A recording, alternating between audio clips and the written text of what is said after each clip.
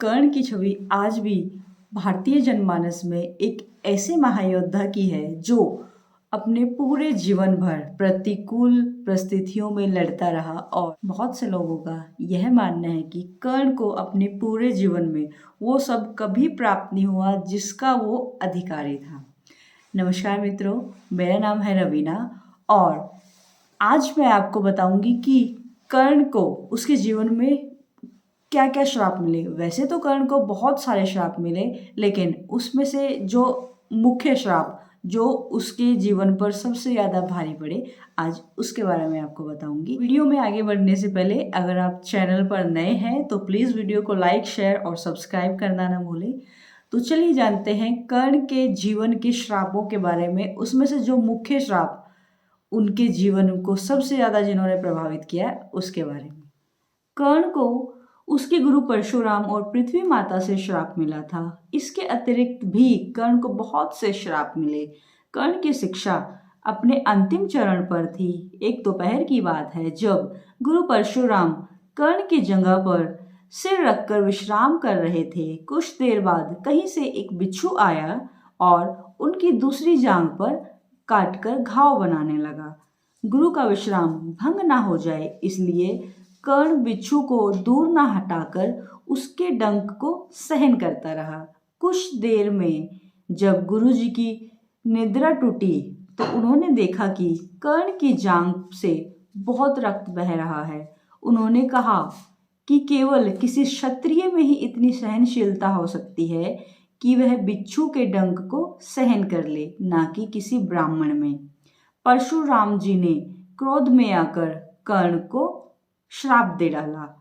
उन्होंने श्राप दिया कि कर्ण को उनकी दी हुई शिक्षा की सर्वाधिक आवश्यकता जब होगी उस दिन वह शिक्षा उसके किसी काम नहीं आएगी।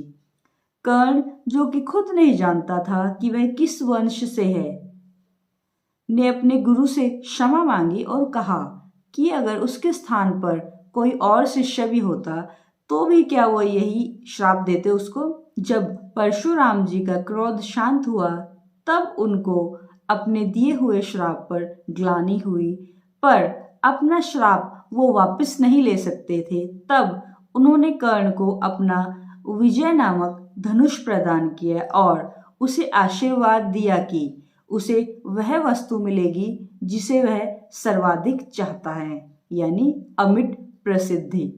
लोक कथाओं में माना जाता है कि बिच्छू के रूप में स्वयं इंद्र थे जो उसकी वास्तविक क्षत्रिय पहचान को उजागर करना चाहते थे।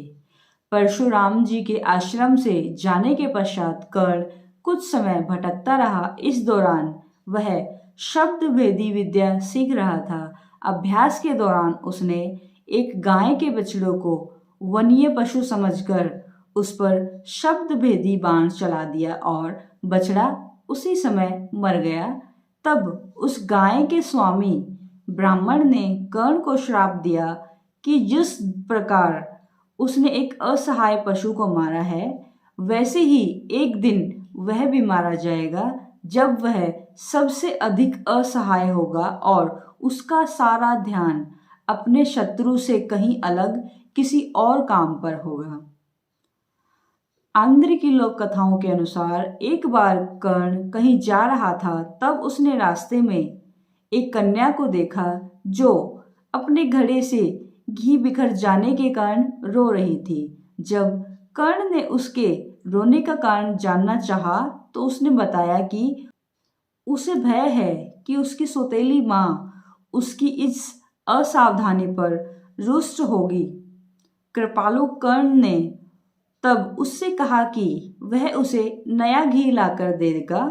तब कन्या ने आग्रह किया कि उसे वही मिट्टी में मिला हुआ घी ही चाहिए और उसने नया घी लेने से मना कर दिया। तब कन्या पर दया करते हुए कर्ण ने घी युक्त मिट्टी को अपनी मुट्ठी में लिया और निचोड़ने लगा ताकि मिट्टी से घी निचोड़कर घड़े में गिर जाए। इस प्रक्रिया के दौरान उसने अपने हाथ से एक महिला की पीड़ा युक्त ध्वनि सुनी। जब उसने अपनी मुट्ठी खोली तो धरती माता को पाया।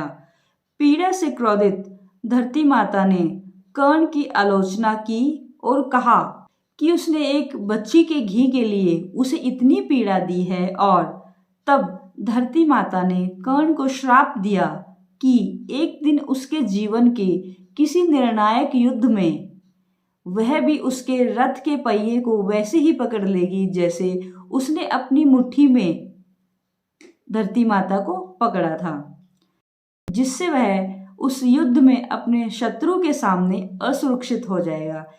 धरती माता का यह श्राप था कि कर्ण उसके जीवन के सबसे निर्णायक युद्ध में उसके रथ के पहिए को पकड़ लेगी। उस दिन के युद्ध को कर्ण ने अलग अलग रथों का प्रयोग किया, लेकिन हर बार उसके रथ का पहिया धरती में धंस जाता। इसलिए विभिन्न रथों का प्रयोग करने के बावजूद कर्ण धरती माता के श्राप से बच नहीं पाया, अन्यथा वह निर्णायक युद्ध में अर्जुन पर भारी होता।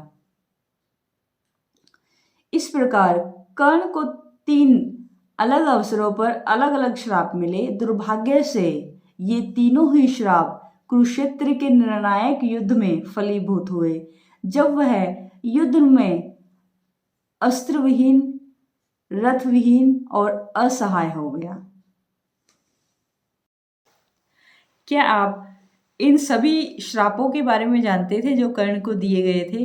अगर वीडियो आपको अच्छी लगी है तो प्लीज़ वीडियो को लाइक, शेयर और सब्सक्राइब करना ना भूलें। और वीडियो में अंत तक बने रहने के लिए हृदय की गहराई से धन्यवाद। आपका दिन शुभ हो।